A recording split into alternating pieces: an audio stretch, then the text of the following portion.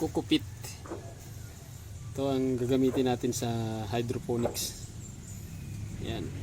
Okay, so ang gagawin natin dito, ibabad lang natin siya sa tubig na may halong solution B, para medyo basa siya. Tapos saka natin ilagay dito sa ito, pinaka-imbudo. Yan. So ang mangyayari niyan, okay, walang tagahawak eh. Ilalagay natin yan dyan. Yan. So ganito pong mangyayari. Okay po.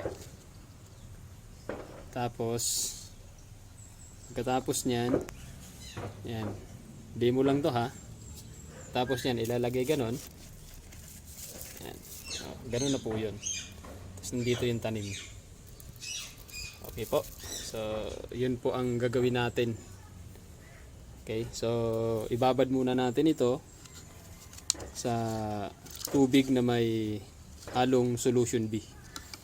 Okay, so gagawin natin yan maya maya. Okay, kumusta po kayo mga kaibigan? Nandito na naman tayo para sa pagpapatuloy ng ating simple hydroponics, ano po? At ngayon po ating ilalagay yung coco peat kahapon na binabad po natin sa solution B. I mean, yung tubig na may halong solution B. So ngayon po ating ilalagay na dito sa ano. Okay? At siguro itong aking na-prepare na mga bottle, hindi aabot yung ating coco peat, no? Konti lang ang magagawa natin.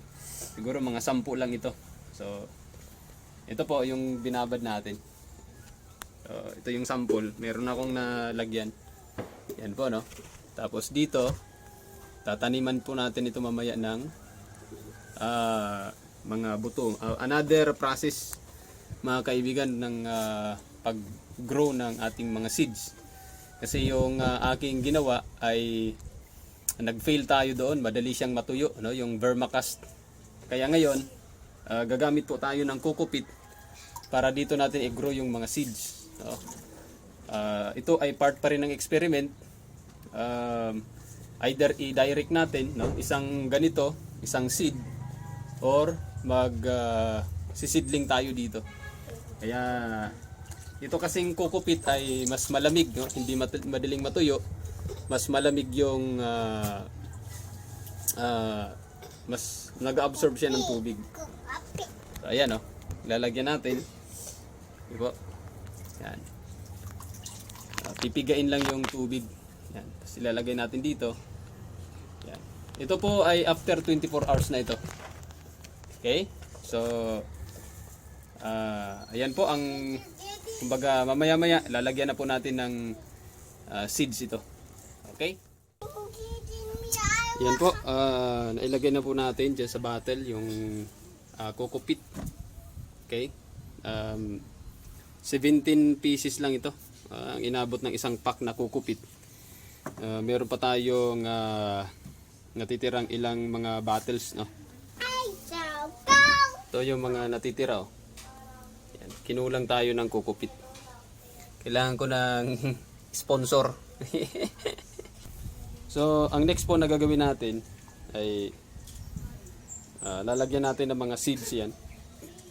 Another process para sa ating pag-grow ng seed. Nung nakaraan kasi nag-fail tayo. Kaya try natin itong coco peat gamitin natin para sa ating pag-grow ng seed. Okay? So, i-direct po natin. Ito lang naman ay experiment pa lang naman. I-direct po natin yung paglalagay ng seeds. So, ito po yung buto ng lettuce. Yan. Lalagay po natin dyan. Mga ilang piraso siguro. Tapos yung iba, pechay ang ilalagay natin. Okay?